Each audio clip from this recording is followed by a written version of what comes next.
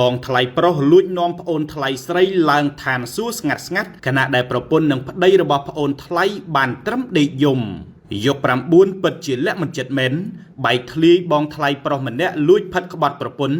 និងប្អូនថ្លៃរបស់ខ្លួនដោយនាំប្អូនថ្លៃស្រីឡើងឋានសួគ៌នៅផ្ទះសំណាក់ស្ងាត់គិតថាគ្មានអ្នកដឹងតែចៃដន្យអីប្រពន្ធកើតការសង្ស័យជាយូរហើយដែរក៏តាមដានចុងក្រោយតាមឃើញប្តីរបស់ខ្លួនដែលដេកអោបជាប់ទ្រូងរាល់ថ្ងៃលួចក្បត់ខ្លួនមកឡើងឋានសួគ៌ហូបចុកប្អូនថ្លៃរបស់ខ្លួនទៅវិញយណាបើតាមវីដេអូដែលត្រូវបានចែករំលែកតគ្នានៅលើបណ្ដាញសង្គមក្នុងអំឡុងពេលដែលប្រពន្ធតាមទាន់ឃើញប្តីកំពុងនៅក្នុងបន្ទប់តែ2នាក់ជាមួយប្អូនថ្លៃស្រីនោះប្អូនថ្លៃស្រីហាក់ដឹងខ្លួនថាធ្វើខុសជាមួយបងថ្លៃស្រីរបស់ខ្លួនដែលមកលួចលាក់ឡើងឋានសួគ៌ជាមួយប្តីរបស់បងថ្លៃស្រីក៏បានលុតជង្គង់សំពះសុំទោសដោយនិយាយថាសុំទោសដែលខ្ញុំយកប្តីបងឯងគណៈបរិះដែលលួចលាក់ឆៃប្អូនថ្លៃស្រីរបស់ខ្លួនឯងនោះក៏បានលុតជង្គង់សំពះសុំទោសប្រពន្ធខ្លួនដែរដោយសុំកុំឲ្យប្រពន្ធរករឿងប្អូនថ្លៃស្រីអីព្រោះមិនចង់ឲ្យប្អូនថ្លៃស្រីនិងប្អូនថ្លៃប្រុសបែកបាក់គ្រួសារ